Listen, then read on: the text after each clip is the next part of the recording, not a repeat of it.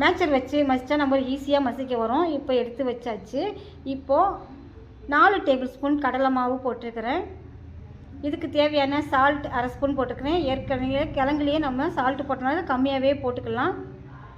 4 பச்சை மிளகா குட்டி குட்டியாக கட் பண்ணி வச்சுக்கிறேன். பச்சை மிளகாவும் போட்டுடலாம்.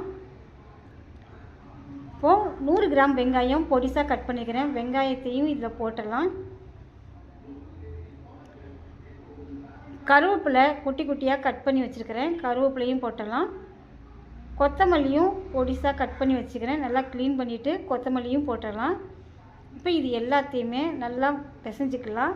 கொஞ்சமாக தண்ணி தெளித்து பிசைஞ்சிக்கலாம். ஏற்கனவே ஆழ்வெள்ளி கிழங்குலேயே கொஞ்சம் தண்ணி இருக்கும். இந்த அளவுக்கு பிசைஞ்சது போதும். இந்த மாவிலிருந்து கொஞ்சம் எடுத்து சின்ன சின்ன உருண்டையாவோ இல்லை ரவுண்டு ஷேப்பு இல்லை ஸ்கொயர் ஷேப் எப்படி வேணாலும் உருட்டிக்கலாம். நான் சதுரமாக உருட்டி வச்சுருக்கிறேன். இப்போது